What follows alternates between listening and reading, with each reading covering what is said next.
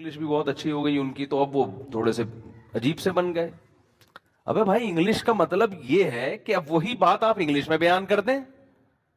कुरान हदीस तो वही है, जैसे मैं उर्दू में बयान कर रहा हूं, उर्दू साहबा के दौर में थोड़ी थी, तो आप पढ़े लिखे हो गए तो इंग्लिश में बयान कर दें। लेकिन जहां इंग्लिश आएगी, स्टाइल भी गोरों वाला आना शुरू। अजीब, चूंकि इंग्लिश आ गई उनको, तो अब वो स्टाइल, वो मुझसे बहस करने के, मुफ्ती साहब ये जो आप बच्चों की विलादत के कहते हैं ना ज्यादा बच्चे, एक्चुअली इस जमाने में मसाइल हैं, एजुकेशन है, टोपी ड्रामे ना वो शुरू कर दिए उन्होंने। मैंने कहा भाई आपको बच्चे नहीं चाहिए कि, लेकिन कौम को बर्बाद नहीं करो अपनी फजूल बातें करके। कह रही नहीं, आप दुनिया जाएं, देखें, पता चलेगा। मैंने कहा जिस दौर में इस्लाम ने ज्यादा बच्चों की तरगीब दी है ना, उसमें एजुकेशन का मसला नहीं था, उसमें अरब अपने बेटों को भूख के खौफ से कत्ल करते थे कि खिलाएंगे कहां से इसको। उस कौम को कहा जा रहा है कि नस्ल बढ़ाओ। तो ये सारे फजूल बातें एक तरफ हो गई। आपके पास खाने को रोटी नहीं है, दो बच्चे आपसे पल नहीं रहे हैं, जो इस्लाम बता रहा हूं मैं आपको, आपको समझ में आए ना आए ये आपका हेडिक है, आप ना मानो इसको, आप बोल छोड़ दो इस्लाम को, गवर्नमेंट की तरफ से कोई पाबंदी नहीं है। लेकिन आप अपनी ख्वाहिशात की बेस पे इस्लाम को चेंज करने की कोशिश मत करो। आपके पास खाने को रोटी नहीं है, आप भूखे हो, हमल ठहर गया, तीसरा बच्चा आ रहा है, दो को खिलाने के, तालीम नहीं, रोटी के पैसे नहीं है, रोटी के। शुरू में रूहानी आमिलों का जिक्र आ गया ना, मेरा मीटर शार्ट हो गया, पूरा बयान इसी स्टाइल में होगा, वरना अच्छा वाला हंस खेल के हमारा बयान चलता है। तो ब्लड प्रेशर हाई हो गया, तो अब सारी सेटिंग पूरे बयान की, कितना अच्छा पिछले हफ्ते आराम आराम से मीठे मीठे अंदाज में बयान हुआ था। क्योंकि अभी एक बड़े बुजुर्ग को हमने देखा है कि रूहानी ड्रामे के साथ बैठे हुए ना, तो उस पर मैंने कहा यार बस यार, इतने बड़े आदमी को क्या हो गया यार। तो वो रोटी के पैसे अगर आपके पास नहीं है, रोटी के, आपके लिए खाना मुश्किल, तालीम अगली चीज है ना, पहले तो रोटी है ना, और हमल ठहर गया, इस बेस पे गिराने की इजाजत नहीं है कि खिलाऊंगा कहां से। समझ में आ रही है बात? आप कह सकते हो कि अगर अल्लाह ने खिलाने का वादा किया तो मुझे क्यों नहीं खिला रहा, मैं क्यों भूखा हूं, आप कह सकते हो ना। अरे कुरान कहता है कि अपनी औलाद को अपने हाथों से कत्ल मत करो, नहनु नरजुकुकुम व इयाहुम, हम तुम्हें भी रोजी देंगे और इनको भी। तो इंसान कहते हैं अल्लाह रोजी नहीं है तभी तो टेंशन में हूं, बेरोजगारी, धक्के खा रहा हूं, इधर जा रहा हूं उधर जा रहा हूं, मसाइल हैं, और तू कह रहे मैं दूंगा। क्या ख्याल है? तो कहां से दे रहा है? ये तो एक नई टेंशन हो गई। मेरे पास फोन आते हैं, भाई अब दो बच्चे हैं, अब मुफ्ती साहब हमल ठहर गए, क्या करें भाई, ये तो हमारे तो फीसें ही पूरी नहीं हो रही, हमारे तो खर्चे पूरे नहीं होगी। मैं कहता नहीं भाई, इस बेस पे आप नहीं गिरा सकते, सब्र करें बस, अल्लाह पे तवक्कुल। यहां तवक्कुल फर्ज है। सवाल ये पैदा, तो अल्लाह ने तो वादा किया था अल्लाह खिलाएगा, तो खिला क्यों नहीं रहा? आई बात समझ? तो ये खूब समझ लो, अल्लाह ने जो वादा किया ना कि खिलाऊंगा, इसका मतलब पता है क्या है? आपको सुन के अफसोस बहुत होगा इसका मतलब सुन के। इसका मतलब है अगर मैं चाहूंगा मैं खिलाऊंगा, अगर मैं चाहूंगा, नहीं चाहूंगा तो नहीं खिलाऊंगा, इसका ये मतलब है। समझ रहे हो? अब सवाल पैदा होता है अल्लाह फिर ऐसे वादे का फायदा क्या? यानी ये तो वादा ही ना हुआ ना। देखो कुरान में जहां भी इस तरह के अल्फाज है ना, अल्लाह ने दुनिया में किसी चीज का वादा किया है, उसके आगे इंशाअ का लफ्ज खुद ब खुद लगा हुआ है। मिसाल के तौर पर मैं और इस इश्काल को मजबूत करके बयान करता हूं। कुरान ने सहाबा कराम को कहा कि जब मुशरिकीन मक्का को हरम से निकाल दो, जब मक्का फतह हुआ ना, तो 4 महीने हैं ये लोग हरम में रह सकते हैं, उसके बाद हुदूद हरम से क़यामत तक के लिए हरम में मुशरिक का दाखिला ममनू। सहाबा को इश्काल हुआ कि अल्लाह हम तो गुर्बत में आ जाएंगे, क्योंकि हमारी तिजारतें हैं इनसे। भाई अगर बड़े बड़े ताजिर मुशरिकीन में भी थे ना, तो हमारी तिजारतें, तो ये गुर्बत में आ जाएंगे। तो अल्लाह ने फरमाया इन खिफ्तुम आइलतन फसौफ युगनीकुमुल्लाहु मिन फज़लिही। इंशाअ है कि नहीं है? اگر تمہیں غربت کا خوف ہے تو اللہ نے چاہا تو اپنے فضل سے تمہیں غنی کر دے گا. ایک ہی آیت. ابھی میں ان سب کا ایک مفہوم بیان کرتا ہوں, اس سے سارے اشکال حل ہو جائیں گے انشاءاللہ. فَسَوْفَ يُغْنِيكُمُ اللَّهُ مِنْ فَضْلِهِ إِنْ شَاءَ, اگر اللہ چاہے گا تو اپنے فضل سے تمہیں غنی کر دے گا. نکاح کے بارے میں بھی یہ الفاظ ہیں, نکاح کرو یہ نہ دیکھو کہ غریبوں کے امیر ہوں. کیوں؟ اللہ کہتے ہیں ان یکونوا فقراء یغنیہم اللہ من فضلہ, نکاح کر لو فقیر ہو گئے تو اللہ اپنے فضل سے غنی کر دے گا. سوال پیدا ہوتا ہے, بعض تو ہم نے دیکھے ہیں کنوارے تھے تو پیسے والے تھے, شادی ہوتے ہی بعض ایسے, اگرچہ اکثریت ایسی نہیں ہے, اکثریت کے تو روزی میں اضافہ ہوتا ہے, لیکن بعض ایسے واقعات ہیں ادھر شادی ہوئی ادھر دیوالیہ نکل گیا, بیگم ہی چور تھی معاذ اللہ, وہ ساری جائیدادیں کھا گئی. بعض دفعہ تو یہ بھی ہوتا ہے نا. ارے بعض دفعہ ایسے ہوتا ہے آپ نے شادی کی میرا بیان سن کے کہ یار اس سے مال میں کیا ہوگا, برکت ہوگی, اضافہ ہوگا. شادی کی بیگم صاحبہ کوئی خدا نخواستہ کوئی چور خاندان سے ان کا تعلق, ایسے لوگ ہیں ہمارے علم میں, پورا زیور کھا گئی, سونا کھا گئی جو مہر میں دیا تھا, اور بھی چیک سائن کروا کے پوری جائیدادیں کھا کے آپ روڈ پہ گٹر کے ڈھکن پہ بیٹھے ہوئے اور 4 شادیوں کے فضائل بیان کر رہے ہیں. ایسے واقعات ہی ہوتے ہیں. تو ظاہر ہے آپ کو خیال ہوگا کہ یار اگر اللہ نے تو وعدہ کیا ہے کہ میں نکاح پہ غنی کر دیتا ہوں, تو یہ غنی تو نہیں ہو رہا. ایسے واقعات ہیں. بچہ پیدا ہوا, پہلے ایک کا خرچہ نہیں تھا, اور مسائل کھڑے ہو گئے. ایسے واقعات ہوئے ہیں. سمجھ میں نہیں آ رہی میرا خیال ہے بات. اسی طرح قرآن کہتا ہے وَمَا مِن دَابَّةٍ إِلَّا عَلَى اللَّهِ رِزْقُهَا, زمین پہ کوئی چوپایا ایسا نہیں ہے جس کا رزق اللہ کے ذمے نہ ہو. لیکن ہم دیکھتے ہیں جانور بھوک سے مرتے ہیں. سمجھتے ہو, جانور بھی بھوک سے مرتے ہیں. ایسے جانور ہیں, انسانوں کی خطاؤں سے بھی مرتے ہیں. تو خوب سمجھ لیں قرآن میں جہاں بھی اس قسم کے وعدے ہیں اس کا مطلب ہے اگر میں چاہوں گا. اب سوال پیدا ہوتا ہے کہ اگر اللہ کے چاہنے سے یہ تو پھر وعدہ تو وعدہ نہ رہا نا. دیکھو آپ نے کسی مزدور کے ذمے ایک کام لگایا, مزدور کو آپ نے کہا کہ یار یہ 10 فٹ کا گڑھا کھود دے, میں تجھے 1 کروڑ روپے دوں گا. پہلے آپ نے کہا میں تجھے 1 لاکھ روپے دوں گا, اس نے کہا نہیں نہیں. آپ نے کہا چل 1.5 کر لے, اس نے کہا نہیں نہیں. آپ نے کہا 1 کروڑ دوں گا. ایک دم جوش میں آئے گا نا, اور ایک دم جوش میں آئے گا یار 10 فٹ گڈھے کے 1 کروڑ. آپ نے کہا اگر میں چاہوں گا. وہ کھودے گا, نہیں آئی بات سمجھ. وہ کہے گا بھائی تو چاہے گا کیا مطلب, اگر تو نہیں چاہ. میں نے ایک صاحب سے پیسے کوئی چیز بیچی نا, تو پتہ نہیں 1 لاکھ کی تھی 1.5 لاکھ کی تھی. انہوں نے کہا میں آپ کو کل پیمنٹ دوں گا. میں نے کہا بھائی آپ مجھے کیا پتا یار, میں آپ کو جانتا نہیں ہوں, آپ مارکیٹ سے شارٹی ہو جاؤ. ہم بعض اپنا بکرے بیچ کے آ رہے ہوتے ہیں, دمبا کسی کو پہنا کے آ رہے ہوتے ہیں, لوگ ہمیں پہناتے ہیں, پھر اپنے دوسروں کو پہنانا پڑتا ہے ہمیں. ٹھیک ہے نا. تو کہتے نہیں اللہ نے چاہا تو میں کل دے دوں گا. میں نے اگر اللہ نے نہیں چاہا تو میں کیا کروں گا بتا, میں تجھے کہاں تلاش کروں گا. اگر مجھے یقین ہو کہ اللہ چاہے گا کہ تو مجھے دے گا, اللہ چاہے گا کہ تو مجھے دے گا, تو میں 1 دن کیا میں 1 مہینہ انتظار کر لوں گا. لیکن اگر اللہ نے تو مجھے نہیں بتایا کہ میں چاہوں گا کہ نہیں چاہوں گا. اگر اللہ نے نہیں چاہا تو میں تو تجھے فون کروں گا بھائی میرے پیسے دے, تو کہے گا اللہ نے چاہا ہی نہیں. کیا خیال ہے ہمیں کیا ملے گا. اب جب ہم لوگوں کے بارے میں یہ بات سوچتے ہیں یار یہ کیوں اٹک رہا ہے یہاں پہ, یہ اللہ نے چاہا نا تو ہمارا مائک سسٹم ایک دن انشاءاللہ ٹھیک ہو جائے. اللہ نے چاہا.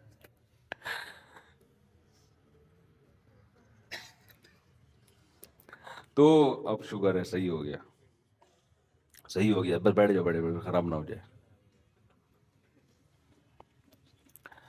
تو اب سوال پیدا ہوتا ہے کہ اللہ نے جو اتنے وعدے کیے، یہ کرو گے تو یہ ملے گا، یہ دنیا کے وعدے، تو اس میں علماء کہتے ہیں ہر وعدے کے ساتھ یہ جڑا ہوا ہے انشاء، اللہ نے رزق کا وعدہ کیا، اللہ کے ذمے ہے، اور اللہ دے گا بشرطے کہ اللہ چاہے گا۔ تو اب اللہ چاہے گا ہی، پر جب چاہت پر ہی ہے تو پھر مطلب کیا ہوا؟ تو یاد رکھو یہاں جو اللہ چاہے گا مطلب وہ نہیں ہے جو ہم سمجھ رہے ہیں، اس کا وہ مفہوم نہیں ہے جو ہم کلام الناس میں، عام لوگوں کے کلام میں مفہوم لیتے ہیں۔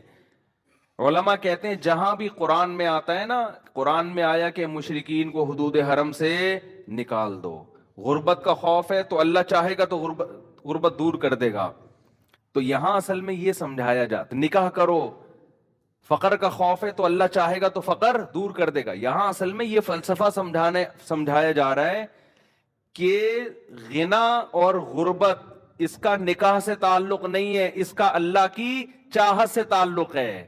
اگر نکاح اس خوف سے نہیں کیا کہ میرے پاس پیسے جمع ہو جائیں گے تو اللہ چاہے گا تو ہوں گے، نہیں چاہے گا تو نہیں ہوں گے، تو اللہ کی چاہت حاصل کرنے کے لیے وہ کام کرنا جو اللہ کی مرضی کے خلاف ہو، تو اس میں اللہ کہاں چاہے گا؟ اور اگر چاہے گا تو تمہارے نقصان کے لیے چاہے گا۔ پھر وہ سمجھ میں آ رہی ہے بات کہ نہیں آ رہی؟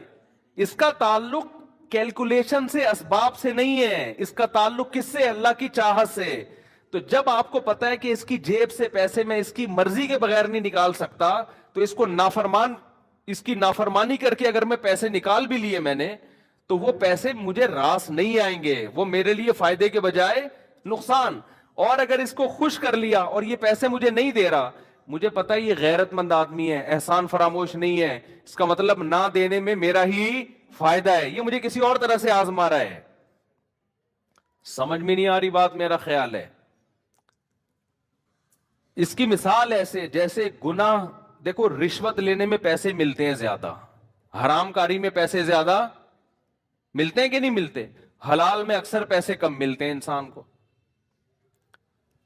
لیکن جب آپ نے ناجائز کر کے پیسہ کمایا اور اللہ نے دیا آپ کو، تو یہ یوں سمجھ لیں کہ یہ وہ مٹھائی ہے جس کے اندر زہر کی گولی رکھ کے آپ کو کھلایا جا رہا ہے، یہ اللہ خوش ہو کے نہیں دے رہا، تو اس میں خیر کی توقع آپ نہ رکھیں۔ اور آپ نے حلال پہ قناعت کر لی اور بالفرض نہیں مل رہا، تو یہ وہ زہر ہے جو دیکھنے میں زہر لگ رہا ہے لیکن یہ اینٹی بایوٹک ہے، یہ آپ کی اصلاح کے لیے، آپ کو فائدہ پہنچانے کے لیے، اس میں خیر ہے۔ یہ کڑوی گولی آپ کے فائدے کے لیے ہے، اور وہ میٹھا لڈو اس کے دشمن اگر مٹھائی کھلا رہا ہے تو وہ مٹھائی میں خیر نہیں ہو سکتی۔ دوست اگر آپ کو کریلے کا جوس بھی پلا رہا ہے تو وہ آپ کی شوگر لیول کو کنٹرول کرنے کے لیے پلا رہا ہے۔ نہیں آئی بات میرا خیال ہے سمجھ میں؟ تو یہ جو قرآن کہتا ہے نا نکاح کرو، اگر غریب ہوگے اللہ مالدار کر دے گا، اس کا مطلب ہے کہ دولت اور امیری کا تعلق اللہ کی چاہت سے زیادہ ہے، شادی بیاہ سے نہیں ہے۔ تو اگر تم نکاح نہیں کرو گے، عین ممکن ہے اللہ اس سے بھی زیادہ غریب کر دے، اس سے بھی زیادہ غریب، اور نکاح کرنے کے بعد بھی اگر غریب کر رہا ہے تو چاہتا تو اللہ تو امیر کرنا تھا، کیونکہ اللہ نے وعدہ امیری کا کیا ہے، لیکن اگر غریب کر رہا ہے اس میں کوئی مصلحت ہے، وہ مصلحت تمہیں بنانا، تمہارے گناہوں کو معاف کرنا، تم میں توکل پیدا کرنا، اور ناکامی کے نقشوں میں کامیابی پیدا کرنا ہے۔ دیکھو اس کی سادہ سی مثال میں آپ کو بتاؤں، قرآن میں اس کی بہت مثالیں اس فلسفے کو سمجھانے، کیونکہ ایمان سے اس کا تعلق ہے، جب ایمان نہیں ہے تو یہ چیزیں سمجھ میں نہیں آئیں گی۔ اس کی بہت آسان مثال، موسیٰ علیہ السلام کے بارے میں قرآن کہتا ہے کہ فرعون کے محل میں رہ کر بھی انہوں نے اللہ کی اطاعت کی، اللہ کی نافرمانی بولو نہیں کی نا نافرمانی۔ اگر موسیٰ علیہ السلام فرعون کی بات مان کے چلتے تو فرعون کے محل میں بڑا زبردست ٹھکانہ ملتا، آپ کو کیا خیال ہے؟ عزت ملتی، شہرت ملتی، سب کچھ۔ لیکن قرآن کہہ رہا ہے فَلَمَّا بَلَغَ أَشُدَّهُ وَاسْتَوَىٰ آتَيْنَاهُ حِكْمًا وَعِلْمًا وَكَذَلِكَ نَجْزِي الْمُحْسِنِينَ، جوانی کی دہلیز پر قدم رکھا، ہم نے علم اور حکمت سے نوازا، ہم نیک لوگوں کو ایسے ہی علم اور حکمت دیتے ہیں۔ پیسے نہیں ملے، کیا مل رہا ہے؟ علم اور حکمت. تو نیکی کے صلے میں علم اور حکمت مل رہی ہے. اب آپ دیکھیں کام بظاہر سارے الٹے ہونا شروع. ایک تو فرعون کو پتا چل گیا کہ یہ بنی اسرائیل کے ہیں, وہ ویسے ہی ہوشیار ہو گیا ان سے. فرعون ہوشیار ہو گیا کہ نہیں ہو گیا؟ یار یہ تو بنی اسرائیل کا بچہ میں نے پالا ہے, یہ تو میرے دشمن قوم کا ہے. اب ہونا یہ چاہیے تھا موسیٰ علیہ السلام سے کوئی ایسا کام نہ ہوتا جس سے فرعون کی دشمنی میں کمی کے بجائے اضافہ ہو. ایسا ہی ہونا چاہیے نا, لیکن کام سارے الٹے ہو رہے ہیں. موسیٰ علیہ السلام نے مکہ مارا فرعونی قوم کے آدمی کو لڑائی چھڑوانے کے لیے.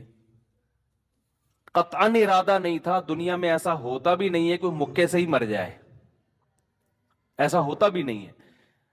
مکہ مارا اور بندے کا انا للہ ہو گیا.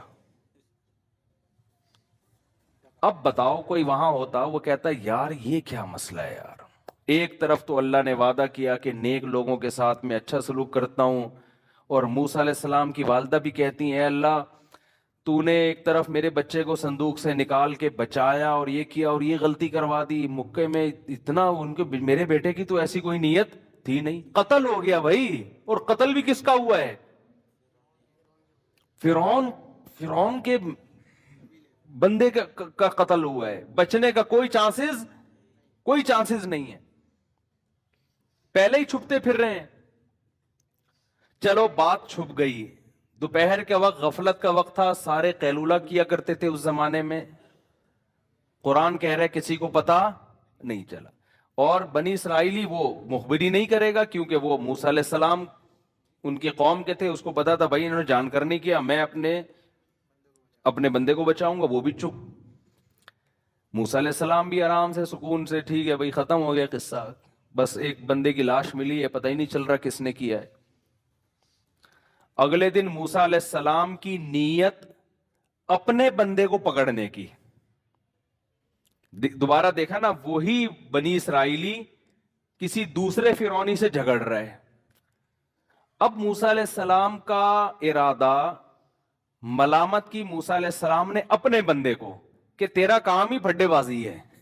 کل اس سے لڑ رہا تھا, آج تو موسیٰ علیہ السلام کا ایسا کوئی ارادہ نہیں بندہ پکڑے, اور اللہ سے دعائیں بھی پوری رات مانگی ہوں گی اللہ مجھے اس مصیبت سے بچا لے.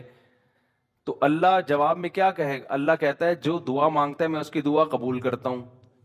کیا خیال ہے؟ تو اللہ نے موسیٰ علیہ السلام سے وعدہ کیا ہوگا آپ کے اس کی مصیبت سے میں کیا کروں گا؟ بچاؤں گا. لیکن ان تو اگر میں چاہوں گا, نہیں چاہوں گا تو اس سے بڑی مصیبت میں ڈالوں گا. لیکن اس مصیبت میں ڈالنا آپ کو بنانے کے لیے ہوگا, آپ کو برباد کرنے کے لیے نہیں ہوگا. یہ سب چیزیں چھپی ہوئی ہیں یہاں پہ, نظر نہیں آ رہی ہیں. لیکن حضرت موسیٰ کا ایمان ہے, وہ سمجھ رہے جو ہو رہا ہے اللہ کی طرف سے صحیح ہو رہا ہے بس. تو موسیٰ علیہ السلام نے جب اپنے قوم کے آدمی کو ڈانٹا کہ تو روزانہ پھڈے کرتا ہے, اور قریب گئے اس کو لڑائی چھڑوانے کے لیے, تو اپنی قوم کا آدمی گھبرا گیا. وہ ڈر گیا کہ کل اس کو تھپڑ مارا ہے, آج کس کو ماریں گے؟ مجھے ماریں گے. تو فوراً نالائق چیخ گیا کہ اے موسیٰ تو چاہتا ہے مجھے قتل کر جیسے تو نے کل بندہ مارا ہے. بات فوراً کیا ہو گئی؟ پھیل گئی. اب بتاؤ یہ حالات سدھر رہے ہیں بگڑ رہے ہیں؟ بگڑ رہے ہیں نا حالات, الٹی کہانی چل رہی ہے. اور پھر بالآخر مخبری ہو گئی. پھر موسیٰ علیہ السلام نے اللہ سے بڑی دعائیں مانگی ہوں گی. شکر ہے کوئی تعویذ والے کے پاس نہیں گئے, کوئی روحانی علاج والے کے پاس نہیں گئے. یار میرے تو سارے کام الٹے ہی ہو رہے ہیں, سارے کام ہی الٹے ہو رہے ہیں میرے. پہلا کام کہاں سے الٹا ہونا شروع ہوا؟ صندوق میں حضرت موسیٰ کی ماں نے اللہ کے حکم سے اپنے بیٹے کو ڈالا فرعون سے بچانے کے لیے, نہ کہ فرعون کے پاس پہنچانے کے لیے. پہلا کام الٹا یہاں سے شروع ہوا کہ وہ صندوق کھولا ہی فرعون نے. ہے بھائی سوچو نا, اے اللہ تو کہہ رہا تھا میں تیرے بچے کو بچاؤں گا, اس سے اچھا تو میں بچا لیتی. ہے بھائی اس سے اچھا تو میں لے کے بھاگ جاتی کہیں. تو نے کہا اس کو صندوق میں ڈال دو, دریا کے حوالے کر دو, ولا تخافی ولا تحزنی انا رادوہ الیک وجاعلوہ من المرسلین. ہم اس کو تیری گود میں پہنچا کے چھوڑیں گے اور ہم اس کو پیغمبر بنا کے چھوڑیں گے. یہ جاعلوہ کا مطلب بنائیں گے نہیں, بنا کے چھوڑیں گے, یہ الفاظ ہیں. لیکن کیسے بنائیں گے؟ جیسے ہم چاہیں گے، آپ کے حساب سے نہیں بنیں گے یہ پیغمبر. آپ کا ماں کی تو یہ خواہش ہے یہ جائیں اور اگلے اسٹیشن سے واپس میری گود میں آ جائیں دوبارہ، ٹھیک ہے نا. جیسے ہم چاہتے ہیں کہ قرآن کہہ رہے ہیں نا نکاح کرو اللہ غنی کرے گا، تو بندہ کہتے ادھر میں نے شادی کی، ادھر میرے اکاؤنٹ میں 25 لاکھ روپے کوئی فوراً ڈال کے چلا جائے، نکاح کرتے یہ ہو جائے. ایسے نہیں ہوگا، ہوگا ویسے جیسے اللہ چاہے. بس آپ نے اللہ پہ توکل کرنا ہے. بھائی میں نے اللہ کی مرضی، آپ نے حمل نہیں گرانا. کوئی بات نہیں میرے پاس کھانے کو روٹی نہیں ہے، کوئی بات نہیں، لیکن اب میں بھی تو زندہ ہوں نا، تو وہ میرے بچے کو بھی اللہ زندہ رکھے گا، کرے گا. وہ کیسے کرے گا یہ اس کا مسئلہ ہے. مجھے اس بیس پہ حمل روکنے کی اجازت نہیں ہے. یہ اسلام کی تعلیمات ہیں. بس صبر کرنا ہے، کوئی بات نہیں. افغانستان میں اگر افغان لوگ غربت کی وجہ سے حمل روکتے تو کیا آج اتنے لاکھوں جوان اسلام دشمن قوتوں سے لڑنے کے لیے پیدا ہوتے؟ وہاں پہ تو مر چکے تھے، ختم ہو چکے تھے. انہوں نے کہا کوئی بات نہیں، بھوکے ہیں، کھانے کو کپڑا نہیں ہے، پہننے کو لباس نہیں، کوئی بات نہیں، نسل نہیں روکنی ہے. وہی بچے کلاشن کوفے لے کر جوان ہوئے ہیں، اور وہی پھر اپنے باپ کی معیشت میں ترقی کا ذریعہ بن رہے ہیں. اس میں توکل فرض ہے آپ پر. تو خیر موسیٰ علیہ السلام پہلا کام الٹا کیا ہوا کہ موسیٰ علیہ السلام کی ماں کہہ سکتی تھی اللہ تو نے تو کہا تھا کہ میں بچاؤں گا، یہ بچانا ہے، ادھر پہنچا دیا. یہ تو فرعون کا ارادہ تھا قتل کرنے کا، وہ تو بچ گیا اتفاق سے، ٹھیک ہے نا. اور اب جب اس محل میں پل کے جوان ہو گیا تو اب بندہ مر گیا. یہ دوسری غلطی. چلو مر گیا، چھپی رہتی نا بات، لوگوں کو تو پتا نہیں تھا. اے اللہ تو اس بنی اسرائیلی کا منہ کسی طرح بند کروا دیتا کہ وہ نہ بولتا. اس نے بول دیا اور بات کے دنیا میں پھیل گئی. یہ تیسرا کام الٹا ہو رہا ہے. حضرت موسیٰ کی ماں نے ایک دن بھی اللہ سے شکایت نہیں کی. کیوں؟ بھائی کامیاب اللہ کرے گا لیکن ہمارے طریقے سے نہیں. اللہ کا بھی ایک اخپل طریقہ ہے، سمجھ رہے ہو؟ اللہ اخپل طریقے سے چلے گا. اللہ آپ کے طریقے سے، آپ چاہتے ہو میرے حساب سے ہو، نہیں بھائی اللہ پہ توکل، اللہ پہ اعتماد، جیسے جیسے کہہ رہے ہیں کرتے چلے جاؤ. اپنی ذمہ داریاں پوری کرو، باقی اللہ پہ اعتماد کرو. ناکامی میں بھی کامیابی اور کامیابی میں تو ویسے ہی کامیابی. ہم چاہتے ہیں اللہ کو اپنے حساب سے چلانا شروع کر دیں، پھر ٹینشن میں آتے ہیں میری وہاں شادی ہو کیوں نہیں رہی. اللہ نے جب وعدہ کیا ہے کہ تم نکاح کی کوشش کرو گے تو ہو جائے وہاں. ابے بھائی تو اللہ کے حساب سے چلے گا نا، جہاں وہ چاہے گا وہاں ہوگی نا تیری، ٹھیک ہے. اور میں اتنا پیسہ آ کیوں نہیں رہا میرے پاس، کیوں نہیں آ رہا؟ اللہ نے رزق کا وعدہ کر لیا ہے، اب وہ جیسے چاہے گا تمہیں دے گا. اگر وہ بھوکا مارنا چاہے گا تو اس میں اس کی کوئی مصلحت ہے، اس کی تقدیر سے آگے نکلنے کی کوشش نہ. تم اسباب پورے اختیار کرو، لیکن اللہ کی عادت یہی ہے کہ وہ مارتا ہے نہیں. چند واقعات ایسے ہو جاتے ہیں تاکہ لوگوں کی آزمائش ہو.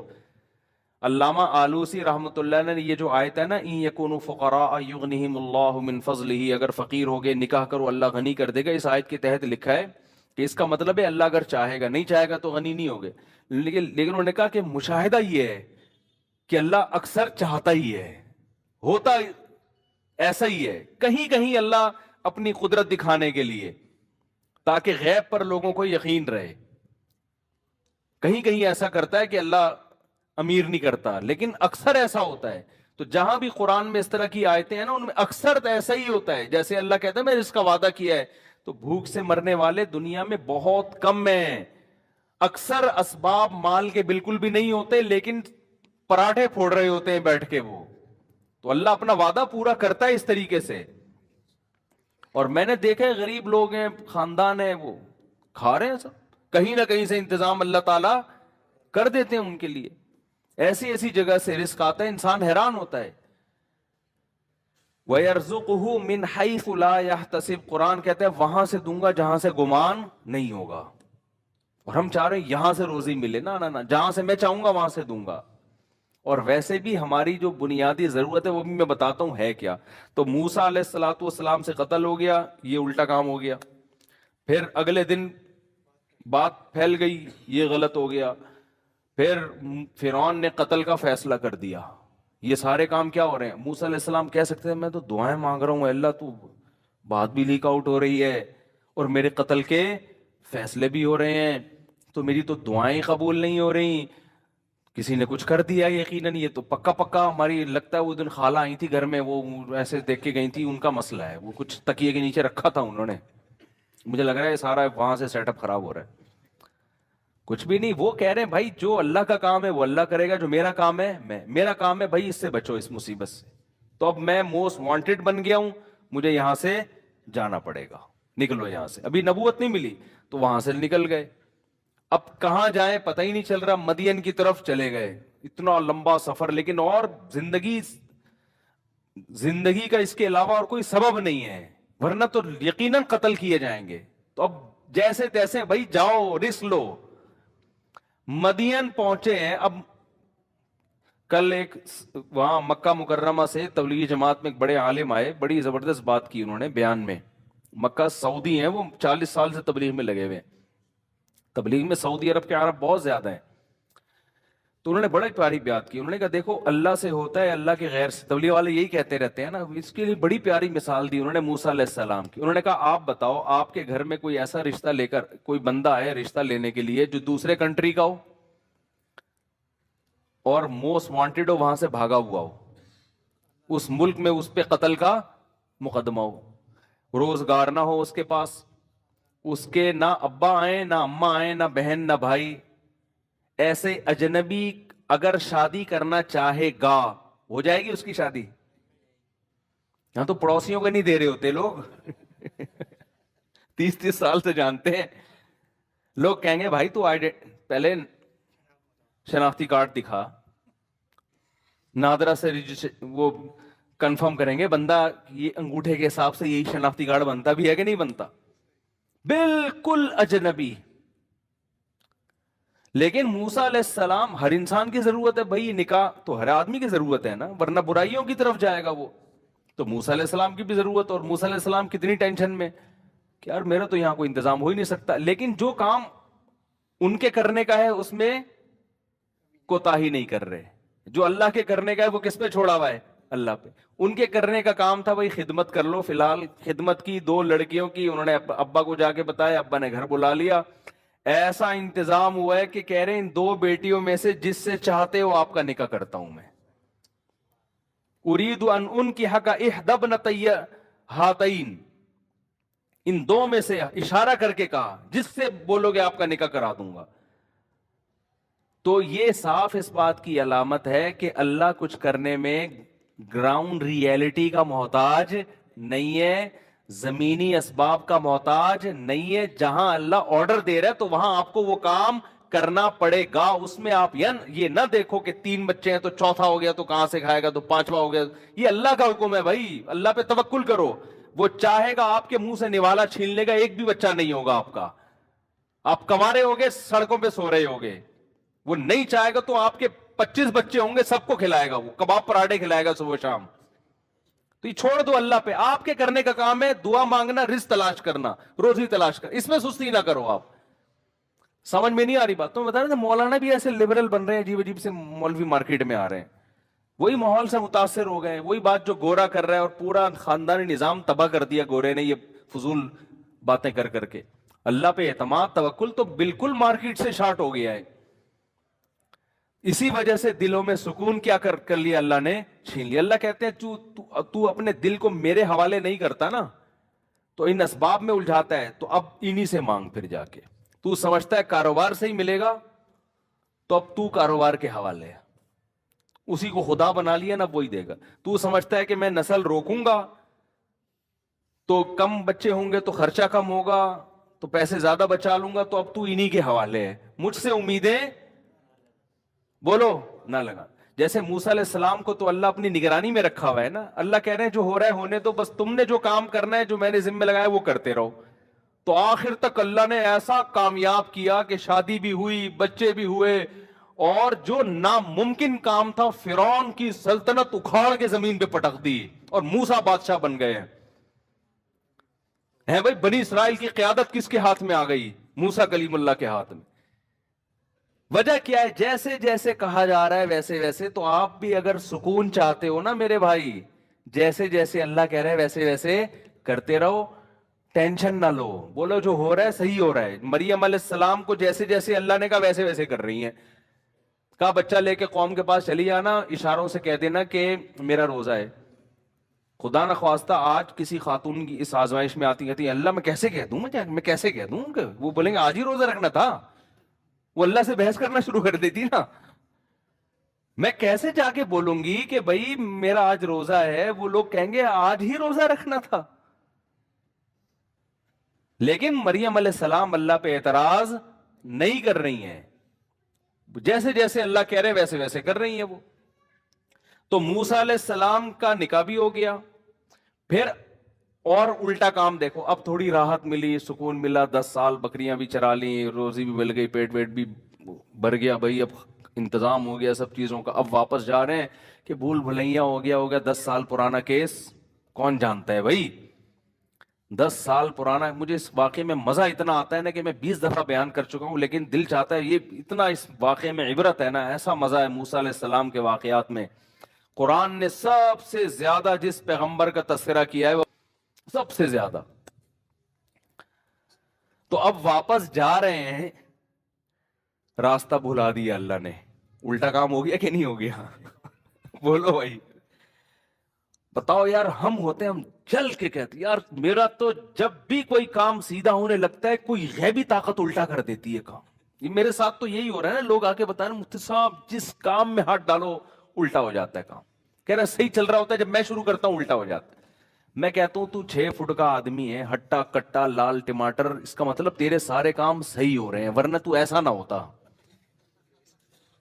میری صحت ایسی نہیں ہے جیسی تو نے بنائی ہوئی ہے. اس میں سب صحیح ہو رہا ہے تبھی تو اتنا موٹا تازہ ہو گیا. تو خراب ہو رہا ہوتا تو مر چکا ہوتا اب تک. لیکن دیکھتے ہی نہیں کہ نعمتیں کیا ہیں. بس جو آزمائشیں ہیں ان کو ہوا بنایا ہوا ہے، جو اللہ کی نعمتوں کی برسات ہے ان کے بارے میں سوچتے ہی نہیں ہے. تو موسیٰ علیہ السلام کو اللہ نے کیا کر دیا؟ راستہ بھلا دیا. اب ہم ہوتے ہم کہتے ہیں ابے یار، او شٹ، یہ زبان سے گندا سا لفظ نکالتے. یہ تو مسجد میں نکالنا بھی میرا خیال ہے جائز نہیں، لیکن مجبور ہوں میں سمجھانے کے لیے. ہم کیا کہتے؟ 10 سال بعد آدمی اپنی ماں سے ملنے جا رہا ہے اپنی بیوی کو لے کے، تو خوشی خوشی جائے گا نا یار. اب بھول بھلائیاں چپکے سے جائیں گے، کسی گاؤں دیہات میں ہم رہنا شروع کر دیں گے. ہنسی نئی زندگی کا اب ہم آغاز کریں گے، ایک نئی لائف. یہی ہوتا نا. اور سوچتے ہوئے جا رہے ہوتے یار یہاں 10 سال تو بکریاں چرا کے گزار دی، اب ایسا کریں گے وہاں جا کے. میں ہوتا یار دمبوں کا بزنس کر رہے ہیں بیٹا ہے بھائی، اب کہیں چھپڑ میں سرگودا کے کجلے پالنے ہیں. میرے دماغ میں نا کجلا مسلط ہوا ہے. آج بھی میں منڈی گیا، کیونکہ ہمارا ابھی چھوڑو یار، پھر اپنے پرسنل قصے لے کے بیٹھ جاتا ہے. میرا خاندانی دمبا تھا، مارتا بہت تھا، بیچ دیا ہم نے، لیکن اب وہ ویسا مل نہیں رہا ہمیں. تو وہ گارڈ کو مارا اس نے. ہمارا جو گارڈ ہے شمس، اس کو سنائی نہیں دے رہا تھا 3 4 دن تک نا. میں بات کرتا ادھر سے بات کرو تو جواب دے گا، ادھر اس طرف سے بات کرو تو جواب ہی نہیں دے گا. تو کہنے لگا دمبے نے مارا ہے. بہت ٹارزن بن گیا تھا، پھر ہم نے بیچ دیا اس کو. لیکن اب اس ٹائپ کا مل نہیں رہا. تو شیخ چلی کی طرح نا ہم سوچ رہے ہوتے. شیخ چلی نا سر پہ انڈے رکھ کے جا رہا تھا، تو اس کے جو سیٹھ نے اس کو سر پہ انڈے رکھوائے. پہلے دیسی انڈے ہوتے تھے، ان سے چوزے بھی نکلتے تھے. تو شیخ چلی نے سوچا ابے اگر تو یہ انڈے لے کے بھاگ جا تھوڑی دیر کے لیے، فرض کر تو انڈے لے کے نکل لے یہاں سے، یہ 100 انڈے ہیں، بھاگ کے نا کہیں چھپ جانا، ان 100 انڈوں پہ مرغی بٹھانا، مختلف مرغیاں، 100 چوزے نکلیں گے. پھر کچھ نر ہوں گے کچھ مادہ ہوں گے. تھوڑے بڑے ہو جائیں گے تو مرغے بیچ دوں گا، مرغیاں رکھوں گا، پھر بریڈنگ ہوگی اس سے، پھر اتنے انڈے کیلکولیشن کرتے کرتے پھر ایک دن آئے گا میرا پورا پولٹری فارم ہوگا. پھر میں مرغیوں کا بزنس سوچتا ہوا جا رہا ہے نا. پھر میرا بزنس پھر ہوتے ہوتے ایک دن آئے گا پیسوں کی ریل پہ. پھر میں کسی خاندانی اچھی مالدار لڑکی سے شادی کروں گا، پھر میرے بچے ہوں گے، پھر میرا بنگلہ ہوگا. پھر بچے ایک دن آئیں گے ابو پیسے، میں کہوں گا چلو بھاگو یہاں سے. جیسے یوں کیا تو انڈے کا ٹکڑا نیچے. تو سیٹھ نے کہا کہ نالائق, اگر تیرا پاؤں کہیں ٹھوکر لگی ہوتی اس پہ انڈے گرے ہوتے تو میں کہتا غلطی, تو نے تو خود یوں کر کے گرایا ہے, پیسے نکال. وہ کہتا تو اپنے انڈوں کو سوچ رہا ہے, میرا پورا خاندان تباہ ہو گیا.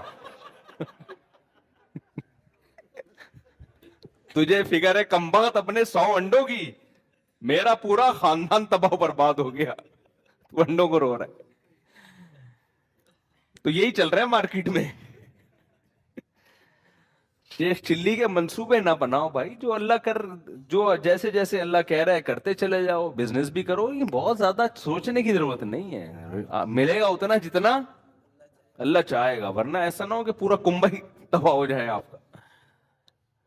ٹینشن انسان اس وقت لیتا ہے جب اللہ سے آگے نکلنے کی کوشش کرتا ہے, جو کہ لوگ کر رہے ہیں, جو کہ لوگ. عورت چاہتی ہے کہ میرا میاں بس مجھے دیتا رہے دیتا رہے دیتا رہے. نہیں بھائی, اس سے یہ لالچ ہے, آپ کا امیج خراب ہو جائے گا شوہر کی نظر میں. وہ کہے گا میری بیوی لالچی ہے, پیسے پہ نظر لگا کے بیٹھی ہوئی ہے.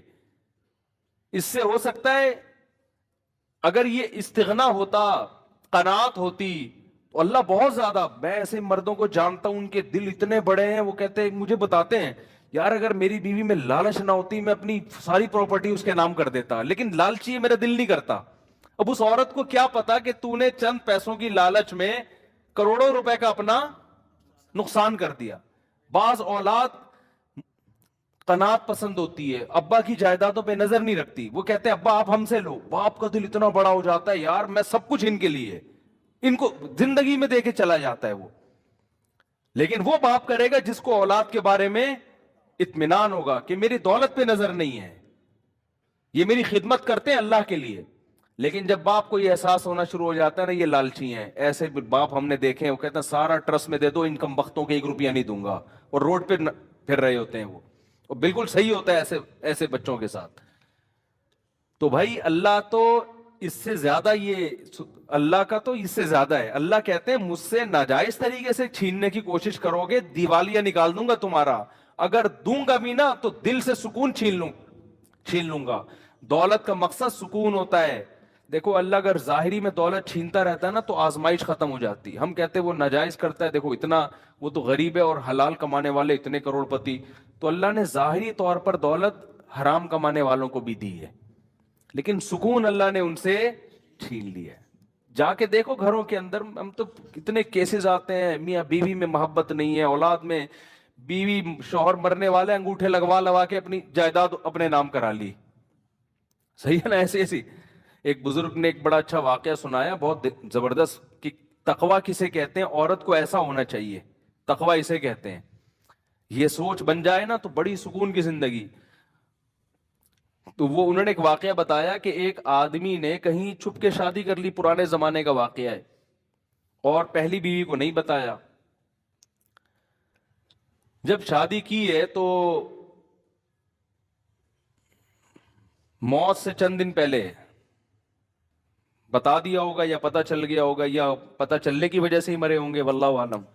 بہرحال وہ انا للہ ہو گیا ان کو. جیسے ہی پتہ چلا, ان کا چانس یہی ہوتا ہے کہ جب پتہ چلے گا تو اب آپ کی زندگی کے دن بہت تھوڑے سے رہ گئے, صحیح, انتقال ہو گیا. اب وہ عورت کہیں گاؤں دیہات میں دوسری زوجہ رہتی تھی, تو پہلی کو خیال آیا کہ ٹھیک ہے میرے میاں نے صحیح کیا, غلط کیا, لیکن وراثت میں اس بیوی کا حصہ بہرحال بنتا ہے. آج کل یہ سوچ نہیں ہے, بھئی شرم, یہ میرے لیے حرام ہوگا اگر میں اس کا حصہ کھاؤں. تو جو اس کی وراثت کا بڑا کروڑ پتی آدمی تھا, وہ حصہ لے کر گئی ہے اس پہ دوسری زوجہ کے پاس. وہ یہ کہہ بھی سکتی تھی کہ تو چھپ کے کیا ہے نا, ہم تھوڑی ذمہ دار ہیں, ہمیں تھوڑی بتایا تھا. اس کے پاس حصہ لے کے گئی وہ. یہ جب خدا کا خوف ہوتا ہے نا, لالچ نہیں ہوتی, تو ایسے ہوتا ہے. اور ایسے لوگوں کے لیے اللہ پھر رزق کے دروازے الگ طریقے سے کھولتا ہے. اس کو میں ابھی حدیث سناتا ہوں, اس پہ کیسے اللہ غیب سے رزق کے دروازے کھولتا ہے. اللہ پہلے آزماتا ہے کہ حرام کی طرف مت جاؤ, حرام میں اگر ملے گا بھی نا سکون گیا. لالچ, ہوس, یہ چیزیں انسان میں پیدا ہو جاتی ہیں. تو جب وہ اس کے پاس گئی اور کہا کہ بھائی میرے میاں نے کی ہوئی تھی, ہمیں پتہ چلا, اور اب میں تمہاری وراثت نہیں کھا سکتی, جتنا میرا حصہ اتنا ہی تمہارا. وہ بھی کتنی خاندانی. اس نے کہا کہ آپ کے شوہر نے مجھے 3-4 مہینے پہلے طلاق دے دی تھی. مسئلہ یہ ہے کہ شوہر اگر 1 یا 2 طلاقیں دے اور بیوی کی عدت ہو تو عدت کے دوران عورت کو وراثت ملتی ہے, پھر اگر مرض موت میں طلاق دے دے, اب وہ ایک الگ مسئلہ ہے, لمبی بحث ہے.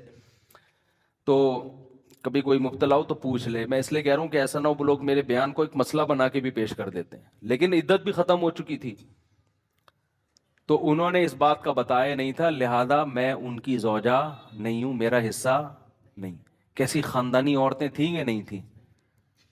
وہ الگ بات ہے, ٹینشن سے میاں مر گیا وہ الگ, وہ تو عورت نہیں پسند کرتی نا, یا ہو سکتا ہے کسی اور وجہ سے مرا ہو. لیکن ہونا یہی چاہیے معاشرے میں, بھائی جو میرا حصہ نہیں ہے وہ میں کسی قیمت پہ نہیں لے سکتا. ایک خاتون نے مجھے امریکہ سے فون کیا کہ میرے شوہر نے مجھے ڈیورس دی ہے, تو وکیل یہ کہہ رہا ہے, عدالت قانونی حق یہ ہے کہ آدھی پراپرٹی میرے شوہر کی اب کس کے نام ہوگی, بولیں میرے نام ہو. اور میرا شوہر ایسا, میرا شوہر ویسا, میرا وہ بڑا ظلم بیان کر رہی تھی. میں نے کہا آپ کا شوہر جیسا بھی تھا, نالائق تھا, ظالم تھا, جب اس نے آپ کو طلاق دے دی تو شریعت کی روح سے اب عدت کا خرچہ اور مہر کا خرچہ, اس کے علاوہ آپ کچھ اور لینے کی مجاز نہیں. امریکہ کے لاء کے حساب سے آپ نے اگر لے لیا تو قانون تو کچھ نہیں کہے گا, لیکن اللہ کہے گا آپ کو یہ پیسہ آپ کے لیے حلال. بولتے کیوں نہیں. کہہ رہی میرا میاں تو ظالم تھا. میں نے کہا جو ظلم تھا تو علیحدگی ہو گئی نا, بس تلافی ہو گئی اس ظلم کی, اب نہیں رہ رہا آپ کے ساتھ, وہ ختم قصہ. ہاں بچوں کا خرچہ وہ کہہ رہی وہ تو ویسے ہی دے رہا ہے بچوں کا خرچہ. میں نے کہا بچوں کا لے سکتی ہیں اپنا خرچہ, اور میں نے کہا بچوں کا خرچہ بھی آپ 2 مفتیوں کو درمیان میں ڈالیں, کیونکہ امریکہ کا لاء امریکہ کے حساب سے خرچہ دے گا.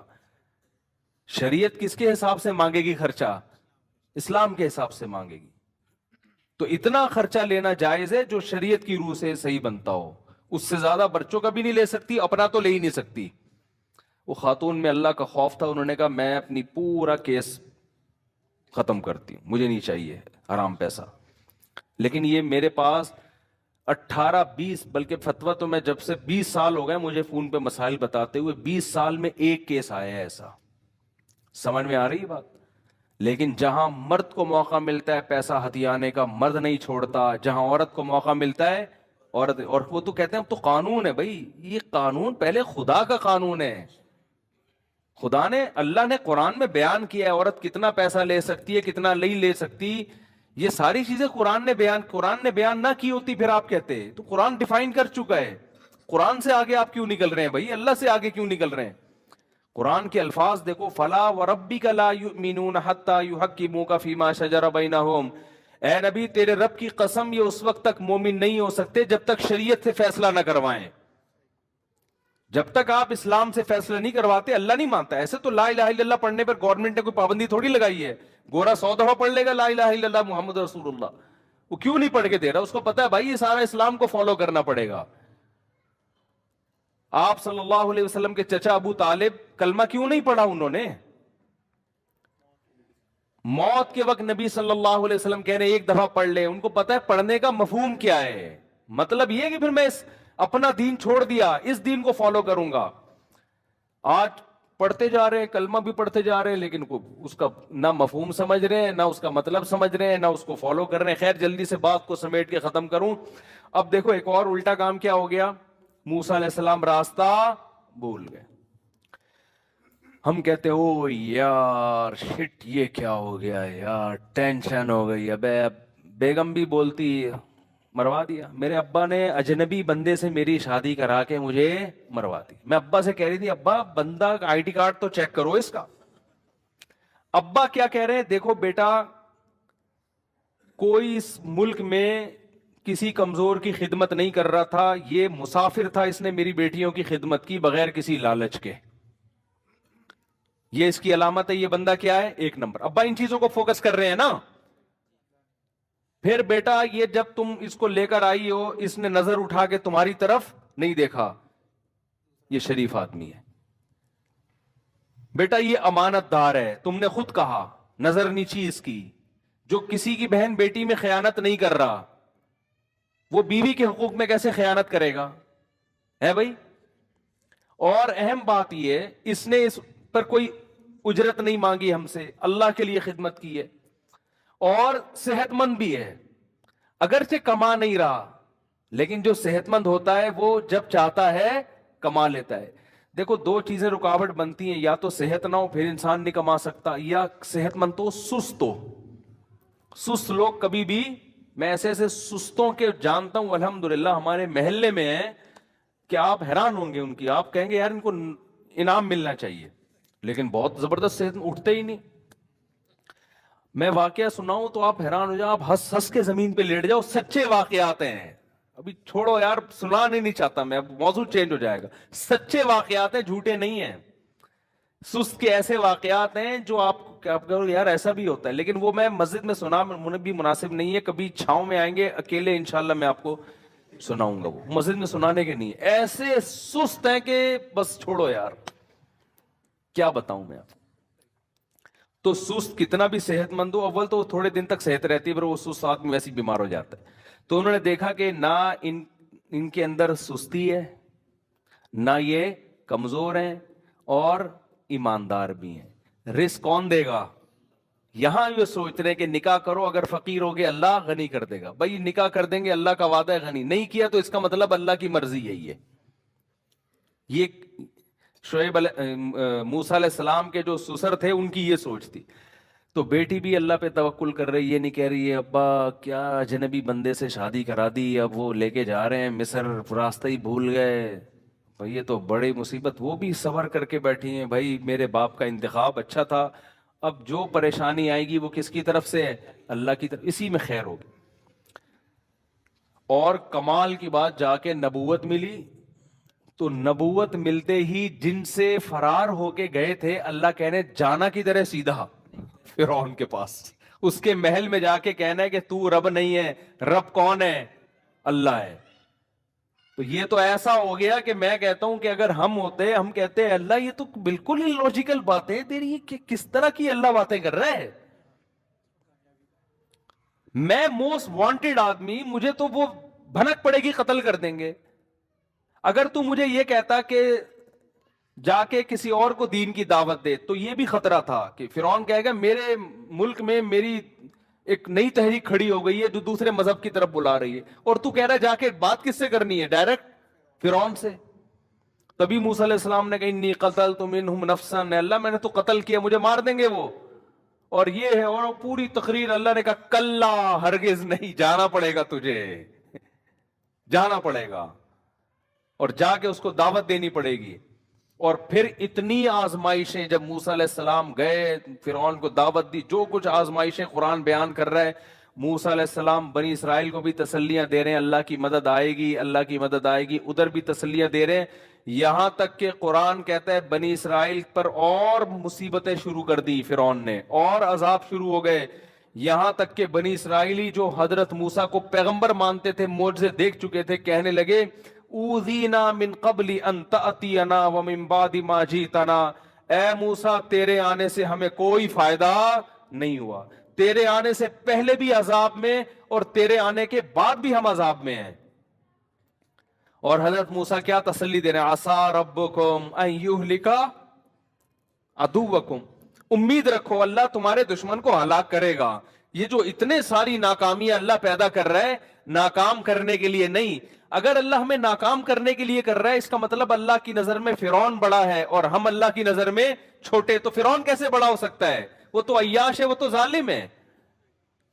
یہ توکل چاہیے اللہ کو اپنے بندوں سے. بات سمجھ میں آ رہی ہے کہ نہیں آ رہی ہے؟ اور یہ توکل ہمیں اللہ کو چاہیے نجی زندگی میں بھی, دفتروں میں بھی, گھروں میں بھی, کاروبار میں بھی, مسجدوں میں بھی, ہر جگہ یہ والا توکل اللہ کو ہم سے چاہیے کہ تم نے کام پورا کرنا ہے, نتیجہ کس پہ چھوڑنا ہے؟ اللہ پہ. غلط بھی ہو رہا ہے تو بس صحیح ہو رہا ہے. سمجھ میں نہیں آ رہی میرا خیال ہے بات؟ غلط بھی ہو رہا ہے تو صحیح ہو رہا ہے بس, پھر سکون بھی ملے گا, پھر صحیح بھی ہونا شروع ہو جائے گا, ورنہ غلط ہی ہوتا رہے گا. اور اگر آپ نے اللہ کو راضی نہیں کیا ہوا نا, پھر اللہ کی قسم اٹھا کے کہتا ہوں کہ اگر صحیح بھی ہو رہا ہے تو کیا ہو رہا ہے؟ غلط ہو رہا ہے. یہ آپ کی خوش فہمی ہے کہ صحیح ہو رہا ہے؟ یہ آپ کی دیکھو، جب کسی دشمن کو آپ نے بلایا، آپ کے دشمن نے آپ کو بلایا، آپ کو نہیں پتا تھا کہ یہ میرا دشمن ہے، اس وقت آپ کو معلوم نہیں تھا. لوگ بتا رہے ہیں تمہارا دشمن ہے، آپ کو نہیں پتا، آپ کہہ رہے ہو نہیں یار یہ تو میرا دوست ہے. اس نے رسگلوں کا ڈبہ سامنے لا کے رکھ دیا، آپ نے 3 رسگلے کھا لیے. بعد میں کسی نے ثابت کر دیا کہ یہ کون تھا آپ کا دشمن، آپ فوراً الٹی کی گولیاں کھاؤ گے، یار یہ رسگلے نکالو، یہ اتنا بڑا دشمن ہے، یہ تو مجھے قتل کرنے کے لیے تلاش کر رہا تھا. آپ کو ان رسگلوں سے بو آنا شروع ہو جائے گی، خوف آنا شروع ہو جائے گا. جو اللہ والے لوگ ہوتے ہیں نا، گناہ کرنے کے بعد اگر ان کو عزتیں ملیں، پیسے ملیں، گناہ بھی ہو رہے ہیں پھر بھی سب کچھ مل رہا ہے، وہ اس پیسے سے، عزت سے کبھی خوش نہیں ہوتے. کہتے ہیں اللہ کوئی مجھے بڑی تباہی میں ڈالنا چاہ رہا ہے. کیونکہ موسیٰ علیہ السلام نے جب فرعون کو دعوت دی ہے تو فرعون کی ترقی کا گراف کم کے بجائے اور اوپر جانا شروع، اور بنی اسرائیل پر ظلم کا گراف وہ بھی اوپر جانا شروع، یعنی وہ اور تنزل کی طرف جانا شروع ہو گئے. لیکن موسیٰ علیہ السلام تسلیہ دے رہے ہیں کہ صبر کرو، اللہ تمہیں حکومت دے گا. ان الارض للہ، دیکھو زمین اللہ کی ہے، یرثھا من یشاء، یورثھا من یشاء، ان الارض للہ یرثھا من یشاء، جس کو چاہتا ہے وارث بناتا ہے. تو یہ توکل اللہ ہم سے چاہتے ہیں. بات میرا بیان شروع کہاں سے ہوا تھا؟ یہ کہاں چلا گیا بیان نا؟ اچھا، پھر آخر میں موسیٰ علیہ السلام کو دیکھو نا، پھر اللہ نے حضرت موسیٰ کی مدد آ گئی، اور اللہ نے کہا کہ بنی اسرائیل سے کہیں کہ مصر سے نکل جائیں. اب تھوڑا بنی اسرائیل کو سکون ملا، بھائی اب انتظام ہو گیا، اب ہم نکل کے کہیں جائیں گے، ہنسی خوشی زندگی گزاریں گے. لیکن یہاں پھر کامیابی میں ناکامی. ادھر نکلے، فرعون کو پتہ چل گیا. اب بنی اسرائیل کہہ سکتے تھے کہ یہ لے بھائی، اے اللہ تو کیسی دعائیں قبول کر رہی ہے، تو سمجھ میں آنے والی بات ہے نہیں. تھوڑی سی راحت ملی تھی، تھوڑا سکون ملا، اب دوبارہ. اور پھر ایسا فرعون کو پتا چلا، راتوں رات اس نے اپنے پورے مصریوں کو نکالا ہے اور بنی اسرائیل کے پیچھے چلا ہے، اور بنی اسرائیل آگے آگے اور فرعون کا لشکر پیچھے پیچھے. شاید تھوڑی سی امید تھی، 1% چانس تھا بنی اسرائیل کو یہ خیال ہو کہ ہماری اسپیڈ فرعون کی اسپیڈ سے کیا ہے، زیادہ تیز ہے. شاید اللہ اس طرح سے بچانا چاہتا ہو کہ ہماری اسپیڈ بڑھا دے. لیکن آگے کیا ہے، راستہ بلا دیا. وہی ہوا جو کوئی طور پہ ہوا تھا، راستہ اللہ نے بلا دیا. آگے پانی ہے. اب بنی اسرائیل نے کہا موسیٰ انا لمدرکون، پکڑے گئے. اصل میں کہنا چاہ رہے تھے مروا دیا. پہلے تو کم از کم کچھ تو زندگی کھانے کو روٹ، اب تو یہ پکڑ کے ایسا مارے گا. موسیٰ علیہ السلام کیا کہہ رہے ہیں؟ کلا، ہرگز. اِنَّ مَعِیَ رَبِّی، میرے ساتھ کون ہے؟ رب. حضرت موسیٰ نے یہاں یہ نہیں کہا ہم سب کے ساتھ رب ہے. دیکھو نبی صلی اللہ علیہ وسلم کے ساتھ جب حضرت ابو بکر تھے، دشمن نے گھیرا غار میں، تو آپ نے ابو بکر کو فرمایا لا تحزن ان اللہ معنا، غم نہ کرو، ہمارے ساتھ کون ہے؟ اللہ ہے، میرے ساتھ بھی ہے، تمہاری بھی مدد کرے گا. ادھر موسیٰ علیہ السلام کو جب بنی اسرائیل نے کہا پھنس گئے، تو موسیٰ علیہ السلام نے یہ نہیں کہا ہمارے ساتھ رب ہے، کہا میرے ساتھ کون ہے؟ رب. علماء نے نکتہ لکھا ہے کہ موسیٰ علیہ السلام کو یقین نہیں تھا کہ یہ قوم بچے گی، کیونکہ دیکھ رہی ہے کہ اتنے معجزے دیکھ لیے، اللہ ہر مشکل سے نکالتا ہے تو اب بھی نکالے گا، توکل کرو. اب بھی کیا کہہ رہے ہیں؟ مارے گئے. تو اس لیے موسیٰ علیہ السلام کو ڈر یہ تھا کہ اللہ نے تو بچانے کے وعدے کیے ہوئے، لیکن ان کی حماقتوں کی وجہ سے کہیں اللہ ایسا نہ ہو کہ ان کو یہی ختم کر دے. تو کہہ رہے ہیں مجھے اللہ بچائے گا، تمہاری کوئی گارنٹی نہیں ہے، تمہاری حرکتیں ایسی ہیں. لیکن اللہ نے بچایا، اور ظاہر ہے اللہ نے اس لیے بچایا کہ موسیٰ علیہ السلام کو تو اللہ نے بنی اسرائیل کے لیے رکھا ہوا تھا نا. وہ جیسے وہ گواہ موسیٰ علیہ السلام لے کر گئے تھے کوہ طور پہ، بنی اسرائیلیوں نے کہا تھا ہم جب تک اللہ کو اپنی آنکھوں سے نہ دیکھ لیں، تورات اترتے ہوئے نہ دیکھ لیں، ہم ایمان نہیں لے کر آئیں گے. تو 70 آدمی موسیٰ علیہ السلام گواہ کے طور پہ لے گئے. تو ان گواہوں نے جب تورات اپنے آنکھوں سے دیکھ لی تو کہنے لگے ہم اللہ کو بھی دیکھیں گے. تو حضرت موسیٰ کو غصہ آیا، اللہ کا بھی غضب آیا. اللہ نے ان 70 کے 70 کو موت دے دی. کتنے نالائق. تو موسیٰ علیہ السلام نے کہا اللہ جو گواہ تھے ان کا تو سب کا انا للہ ہو گیا ہے، میری قوم تو کہے گی کہ یہ تو گواہی مروا کے آ گئے بھائی یہ تو. اور مجھے پھر اللہ نے دوبارہ زندہ کیا ان 70 کو. اللہ نے موسیٰ علیہ السلام کی، اس سے پتہ چلتا ہے نبی کا وجود کتنی بڑی رحمت ہے. تو بعض دفعہ اللہ بنی اسرائیل کی پرواہ نہیں کر رہے ہیں، اللہ موسیٰ کلیم اللہ کی پرواہ کر رہے ہیں کہ اپنے پیغمبر کو میں اتنی ٹینشن میں نہ ڈالوں. تو چلو ان کو عذاب میں مار دیا، دوبارہ زندہ کرو، ٹھیک ہے نا، چلو بھائی جاؤ دوبارہ جا کے گواہی دو. انہوں نے جا کے گواہی دی، پھر جا کے ہاں بھائی یہ وہی تو ہم نے خود دیکھا ہے پہاڑ پہ جو ہے نا اترتے ہوئے. یہ تورات ہے، یہ موسیٰ علیہ السلام نے کہیں چھپے ہوئی تختیاں نہیں رکھی ہوئی تھی، ہم نے خود اترتے ہوئے دیکھی ہیں، جا کے گواہی دی. تو ان تمام باتوں سے پتہ چلتا ہے بھائی مسلمان کا لائف اسٹائل اور غیر مسلم کے لائف اسٹائل میں زمین آسمان کا فرق ہے. غیر مسلم کیلکولیٹر پہ یقین کرتا ہے، وہ کہتا ہے اتنے پیسے بینک میں، ڈبل روٹی کی قیمت اتنی ہو گئی ہے اور انڈے اتنے روپے کے ہو گئے ہیں، 2 بچے ہی اچھے ہیں. آئی بات سمجھ میں؟ بلکہ وہ 2 بھی کہتا ہے گورنمنٹ پالے، میں کیوں پالوں؟ بیگم اپنے خرچے پہ چائے بنائے گی، میں اپنے خرچے پہ چائے بناؤں گا. میں اپنا پیسہ ایکچولی میں اپنا بزنس کسی کے ساتھ شیئر نہیں کر سکتا. I am main of money. اس طرح کے ڈائلاگ بھی بولے جاتے ہیں، میں پیسے کا غلام. مسلمان کیا کرتا ہے، ادھر جیب میں پیسہ آیا اس کو سمجھ میں نہیں آ رہا تو کھلائے کس کو، وہ بیٹھ کے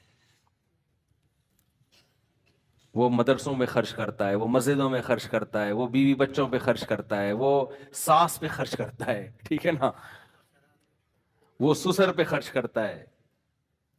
بس اتنا وہ احتیاط کرتا ہے کہ کل کسی اور کے سامنے بھیک مانگنی نہ پڑے.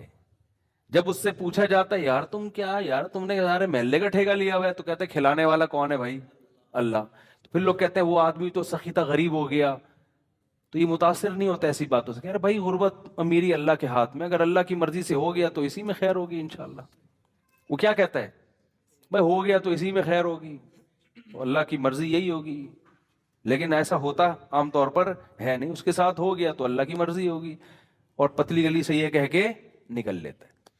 اور جو لبرل لوگ ہیں نا، جو مذہب کو نہیں مانتے، کیلکولیشن، ٹینشن، اتنی دولتیں لوگوں نے اکٹھی کی ہوئی ہیں، اتنی دولتیں، اور پھر میرے یعنی واقعات آتے ہیں نا، یار تمہارے 1 کروڑ ڈوب گیا تو تم ٹینشن میں کس بات، تمہارے پاس 20 کروڑ رکھے ہوئے ہیں، کیا ہو گیا؟ 1 کروڑ ڈوب گیا تو ناشتہ تو کر رہے ہو نا، پراٹھے تو کھا رہے ہو اسی طریقے سے، دوپہر کھانا بھی کھا رہے ہو، رات کھانا بھی کھا رہے ہو، تو ہٹے کٹے فٹ فاٹ تو ڈوبنے سے کوئی کچھ کمی تو نہیں آ رہی نا باڈی میں، ویسے ہی فٹ فاٹ ماشاءاللہ. لوگ پتہ ہے کیا کہتے ہیں، بس آخری بات بیان کر کے بیان ختم کرتا ہوں. لوگ کہتے ہیں یار بیگم تو اسی لائف اسٹائل کی عادی ہو گئی ہے نا، بزنس میں لاس ہو گیا تو بیگم کو کیسے کھلائیں. یہ بہت بڑا مسئلہ ہے میرڈ آدمی کے لیے کہ کاروبار میں لاس ہو گیا ہے، ہمارا اب لائف اسٹائل کو اب تھوڑا سا نیچے آ گیا، بچے اسی کے عادی ہو چکے ہیں، اب میں ویسا کھلا نہیں سکتا. اب ٹینشن ہو رہی ہے، کوئی ٹینشن لینے کی ضرورت نہیں. بیگم صاحبہ کو بتا دیں بیگم صاحبہ میں یہ کھلا سکتا ہوں، آپ نے رہنا ہے رہیں، نہیں تو پتلی گلی سے. بھائی اب میں چوری تو نہیں کروں گا نا، رزق کس کے ہاتھ میں؟ اللہ کے ہاتھ میں. میری جو محنت ہے وہ میں کر رہا ہوں بھائی، مجھ سے جو ہو سک رہا ہے وہ میں نہیں کر رہا ہوتا، پھر تانے بھی بنتے ہیں، پھر خلا بھی بنتا ہے، پھر طلاق بھی بنتی ہے، پھر چترول بھی بنتے ہیں، سب کچھ بنتا ہے، سالوں سے پٹوانا بھی بنتا ہے. لیکن میرے بس میں نہیں ہے، رزق اللہ کے ہاتھ میں ہے. تو یہ ہے تو میں بھی سوکھی روٹی کھا رہا ہوں، اور ہمارے نبی بھی جو ہے نا فاقہ ہوتا تو ہم بھی فاقہ، آج پیر کے دن نے روزہ رکھتے ہیں تو یہ تم بھی سحری میں 2 پاپے کھا لینا، میں بھی کھا لوں گا. یا تو میں باہر پیسے کھا کے باہر جو ہے نا میں لگژری لائف گزار رہا ہوتا، گھر میں تو میں فاقوں میں رکھا ہوتا، پھر تو بات ہے. لیکن جب یہ اس سے میرے بس میں نہیں ہے. اب کیا ہوتا ہے کہ بیگم جائے گی، بچے کہیں گے ایسے ہوگا، تو بولے بھائی میں نے اللہ کے لیے پیدا ہوا ہوں، بیوی بچوں کے لیے میں پیدا ہوا ہی نہیں. Both are made for each other ہے ہی نہیں. یہ جملہ ہی غلط تھا، یہ میں نے تمہیں صرف پٹانے کے لیے کہا تھا شادی کے موقع پہ. یہ پٹانے کے لیے کہتے ہیں نا، we both are made for each other. وہ بھی کہتی ہے، وہ کیا ایک بڑا اچھا سا جملہ ہے، خیر وہ بھی کہتی ہے ہم بھی اسی لیے بنے ہیں. تو بیگم وہ تو پٹانے کے لیے بنا تھا، لیکن میں اللہ کے لیے بنا ہوں، مجھے اللہ کو خوش کرنا ہے. اللہ نے کہا ان چیزوں میں ٹینشن نہ لو، ٹینشن صرف آخرت کی رکھو، اس کے علاوہ بیگم میرے ویسے ہی سر کے بال ختم ہو چکے ہیں، ٹینشن لینے کی عمر نہیں ہے. جو کھلا دیا پلا دیا اس پہ اللہ کا شکر ادا کرو، اسی میں گزارا کرنا ہے تو کرو، ورنہ آپ پتلی گلی سے جا سکتی. شریف خاندان کی اچھی ہوگی گزارا کرے گی، نہیں ہوگی تو چلی جائے گی، تو خوشی خوشی. لوگ کہتے ہیں پھر لوگ تانا دیں گے، ابے تو بھائی لوگوں کی پرواہ بالکل نہ کرو. 100 سال پہلے بہت سے لوگ ایسے تھے جن کو بڑی گندی گندی گالیاں پڑا کرتی تھیں، گالیاں دینے والے بھی قبروں میں، اور جن کو دی جا رہی تھی وہ بھی کہاں. نہ عزت کرنے والا رہے گا، نہ جس کی عزت کی جا رہی ہے وہ رہے گا، نہ ذلیل کرنے والا رہے گا، نہ جس کو ذلیل کیا جا رہا ہے وہ رہے گا. سب تھوڑے دنوں کی کہانی، ختم، فینش. نئی نسل آئے گی، اللہ کہے گا اس کے عمل کو اللہ دیکھے گا، اور فرشتے فائلیں لپیٹ کے چلے جائیں گے. آخرت میں پتا چلے گا کون عزت دار تھا اور کون ناکام تھا، یہ آخرت میں پتا چلے گا. تو فیملی میٹر میں بھی نا وہ دیکھا کرو کہ میرے بس میں کیا ہے. جو چیز بس میں نہیں ہے اس کی کبھی ٹینشن نہیں لینی ہے. یہ آپ کے بس میں نہیں ہے رزق بڑھانا بھائی، یہ اللہ کے ہاتھ میں ہے. جو آپ کے بس میں اس میں سستی نہ کرو. آپ بڑھ جائے ٹھیک ہے، نہیں بڑھے بھائی اسی پہ ہم خوش ہیں یار، اللہ اسی پہ راضی ہے بس، ٹھیک کوئی بات نہیں. گولے گنڈے بیچیں گے ہم تھوڑے دنوں میں، کوئی مسئلہ نہیں. دمبو کا کاروبار کریں گے. تو بیگم کو بھی بتانا، میرڈ آدمی کے لیے نہیں بڑا مسئلہ ہوتا ہے. باپ سے تانے مل رہے ہیں، بے کماتا کیوں نہیں ہے. ماں سے تانے مل، اماں کو بتا دو اماں میرے بس میں یہی ہے، میں اس سے زیادہ نہیں کما سکتا، ایکچولی میں نہیں کما سکتا اس سے زیادہ. تو آپ مجھے رکھنا ہے رکھیں، نہیں تو آپ مجھے گھر سے نکال دیں. گھر سے نکل کے جائے گا کہاں؟ فٹ پاتھ پہ سو جائے جا کے. 2-3 دن نیند نہیں آئے گی، پھر آنا شروع ہو جائے گی. اتنا خدا کی قسم مزہ آئے گا نا، پیسے واپس. کیونکہ مقصد آخرت ہے بھائی، ہے ہی نہیں. اور پھر جو پیسہ آئے گا اس میں مزہ بھی بہت آئے گا، کیونکہ آپ ذہنی طور پر تیار ہو کہ اللہ میری ضرورت صرف 2 وقت کی روٹی ہے.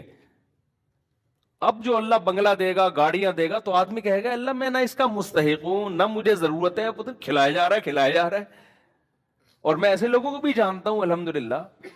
ایک میرے پاس آ کے کہتے ہیں حضرت سمجھ میں نہیں آ رہا، اتنا پیسہ آ رہا ہے سمجھ میں نہیں آ رہا، ہم تو نہ نیک ہیں اتنے، اور نہ جناب ہم نے کوئی اتنی محنت کی ہے، کیا کریں. میں کہتا ہوں شکر ادا کرو بھائی اللہ کا، اور کیا کرو، اور نیک بننے کی بھی کوشش کرو اگر نہیں ہو تو، ہے نا. شکر ادا کرو اللہ کا. ایسے لوگ بھی ہیں اور ایسے بھی ہیں جتنا مرضی کما لو، ہائے پیسے ہی نہیں ہے، ہائے خرچے نہیں ہو رہے، ہائے یہ نہیں ہو رہا، ہائے وہ نہیں ہو رہا. تو ہائے ہائے ہائے میں ایک دن جنازہ اٹھے گا اور بالآخر قبر میں بچے پھینک کے آ جائیں گے. اور پھر بھول جاتے ہیں 2-4 دن بعد، بچے یاد نہیں رکھتے تو محلے والے کہاں سے یاد رکھیں گے بھائی. اور یاد رکھ بھی لیں گے تو آپ کو اسے یاد رکھنے کا فائدہ کیا ہے. تو اصل ہدف کیا ہے؟ آخرت. حضرت حکیم الامہ مولانا اشرف علی تھانوی رحمہ اللہ فرمایا کرتے تھے کہ دینداری کا جو درجہ اللہ ہم سب سے چاہتے ہیں نا، وہ یہ ہے کہ اللہ کی رضا میں اپنے آپ کو انسان فنا کر دے. بس جیسا اللہ چاہ رہا ہے ویسا ہی ہوگا. اللہ چاہ رہا ہے آپ کو غریب رکھنا، میں اس غربت پہ راضی ہوں. اللہ چاہ رہا ہے امیر رکھنا، میں امیری پہ. حضرت حسن بڑے مالدار تھے، بہت دولت تھی. تو کسی نے ان سے کہا کہ نبی صلی اللہ علیہ وسلم تو غریب تھے، آپ کے نانا، آپ کے پاس اتنی دولت. انہوں نے کہا اللہ اگر دولت چاہ رہا ہے تو میں اس پہ راضی ہوں. ٹھیک ہے نا. بعض لوگ خام خامے تکلف کرتے ہیں نا، ایکچولی میرے پاس اتنا پیسہ آ گیا، اتنی ٹینشن ہے مجھے، میں تو غربت کی زندگی لیکن کیا کروں، لوگ ہدیے دے کے چلے جاتے ہیں تو بالآخر مجھے نہاری مغز ڈال کے کھانی پڑ جاتی ہے. آئی بات سامنے.